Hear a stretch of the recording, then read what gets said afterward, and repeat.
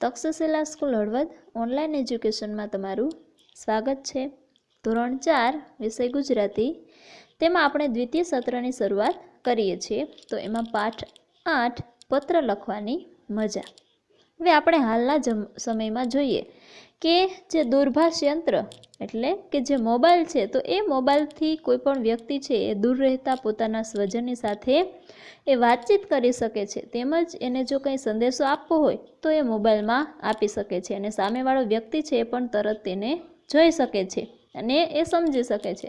તો આ જે યુગ છે એ યુગમાં હાલમાં જોઈએ તો જે પત્ર છે એ લખવા સૌ નહિવત બની ગયા છે અને એ સમયના જે ઈશ્વર પરમાર છે એ જણાવે છે કે જે પત્ર લખવાની મજા હોય એ મજા કંઈક અલગ જ હોય છે। તો ચાલો આપણે એ જોઈએ। મારું નામ રેશમા કિરીટભાઈ ચૌહાણ। અહીંયા આ જે રેશમા નામની છોકરી છે એ પોતે જણાવે છે કે એનું નામ છે રેશમા કિરીટભાઈ ચૌહાણ અને એનું ગામ છે કરમપુર। અમારા ગામના પાદરમાં એક વડલો છે, એ પોતે જણાવે છે કે અમારું જે ગામ છે એનો પાદર છે, એટલે કે જ્યાં ગામ પૂરું થાય ત્યાં જેની સીમા હોય એને પાદર કહેવાય। તો ત્યાં એક વડલો છે, વડલાની પાસે જ અમારી નિશાળ છે અને એ વડલો છે એની નજીક જ એની બાજુમાં જ અમારી શાળા છે। અમારા વર્ગ શિક્ષક અશોકભાઈ સોમપુરા છે અને રેશમા જણાવે છે કે એના જે વર્ગ શિક્ષક છે એ અશોકભાઈ સોમપુરા છે। તેઓ અમને ખૂબ પ્રેમથી ભણાવે, હસતા હસાવતા શીખવે, ધમકાવે કે મારે નહીં। અને રેશમા જણાવે છે કે તેઓ કેવા છે, તો એ ખૂબ જ પ્રેમથી તેમને ભણાવે અને પોતે પણ હસે અને હસાવતા પણ શીખવે અને ધમકાવે કે મારે પણ નહીં। નિશાળમાં અમને મજા પડે અને રેશમા એમ કહે છે કે અમને શાળામાં ખૂબ મજા પડે, ત્યાં અમને આનંદ મળે। અમારા સાહેબ અમને વર્ગમાં જ વહાલ કરે એવું નહીં, વર્ગની બહાર કે રિસેસમાં અમારી સાથે વાતો કરે।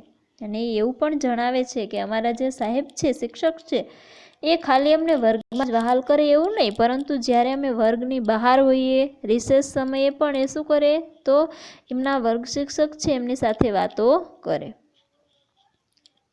નિશાળની બહાર મળી જાય તો મજામાં એમ કહીને હાથ ઊંચો કરે અને જો શાળાની બહાર ક્યાંય મળી જાય તો એમ પૂછે કે મજામાં એમ કહી અને હાથ ઊંચો કરે। આવા પ્રેમાળ શિક્ષક પાસે જૂન મહિનાથી ભણતા ક્યારે ઓક્ટોબર મહિનો આવી ગયો તેની ખબર પણ ન પડી। અને રેશમા એમ કહે છે કે અમારા આવા પ્રેમાળ શિક્ષક હતા કે એનું નામ હતું અશોકભાઈ સોમપુરા। તો એમની પાસે અમે જૂન મહિનામાં ભણવાની શરૂઆત કરી હતી, પરંતુ ત્યારથી ભણતા ક્યારે ઓક્ટોબર મહિનો આવી ગયો એ પણ ખબર પડી નહીં। વેકેશન જાહેર થયું, અમે બધા રાજી થતા નિશાળેથી ઘર તરફ જતા હતા। હવે બન્યું એવું કે ઓક્ટોબર છે તો ત્યારે ઓક્ટોબર મહિનામાં દિવાળીનું વેકેશન જાહેર થાય છે અને અમે બધા ખૂબ ખુશ થતા શાળાએથી ઘર તરફ જતા હતા અને ત્યાં પાછળથી આવતા અશોકભાઈ અમારી સાથે થઈ ગયા અને એ અમારા જે વર્ગ શિક્ષક હતા અશોકભાઈ, એ પાછળથી આવતા એ અમારી સાથે ચાલવામાં થઈ ગયા અને વડલાની છાયામાં અમારી વચ્ચે ઊભા। અને એ વડલો હતો એની સરસ મજાની છાયા હતી અને નીચે, તો ત્યાં એ અમારા બધાની વચ્ચે ઊભા હતા। અશોકભાઈ કહે, બાલ દોસ્તો વેકેશનમાં શું કરશો? અને અશોકભાઈ અમને બધાને એમ કહ્યું કે વિદ્યાર્થી મિત્રો, બાળ મિત્રો, તમે વેકેશનમાં શું કરશો? અમે કહ્યું નવા કપડાં પહેરશું, ફરવા જઈશું અને દિવાળીની મીઠાઈઓ ખાઈને મોજ કરીશું। આ બધા મિત્રો એમ કહે છે કે અમે નવા કપડાં પહેરશું, ફરવા જઈશું અને દિવાળી છે તો દિવાળીમાં મીઠાઈ ખાઈ અને અમે તો ખૂબ આનંદ કરશું। યશ બોલ્યો, સાહેબ તમે તો અમને ભૂલી જશો, પણ અમે તમને નહીં ભૂલીએ હો।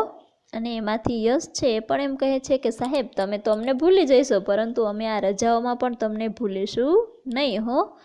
અશોકભાઈ કહે, ના રે ના, તમને તે કંઈ ભૂલી જવાય, હું તમને બધાને પત્ર લખીશ। અશોકભાઈ એમ કહે છે કે ના, હું કંઈ તમને થોડું ભૂલી જાઉં, તમને હું કઈ રીતે ભૂલી શકું, હું તમને બધાને પત્ર લખીશ। વસંત કહે, સાહેબ પત્ર કેવી રીતે લખાય, અમને શીખવાડો ને. અને એટલામાં વસંત છે એ પણ બોલી જાય છે કે સાહેબ એ પત્ર વળી કઈ રીતે લખાય, અમને શીખવાડો ને. અશોકભાઈ કહે, મારો પત્ર આવે તે વાંચજો, સમજાઈ જશે. અને અશોકભાઈ એમ કહે છે કે મારો પત્ર એટલે કે હું તમને બધાને પત્ર લખીશ દિવાળી વેકેશનમાં, એ તમે બધા વાંચજો એટલે તમને સમજાઈ જશે કે પત્ર કઈ રીતે લખાય.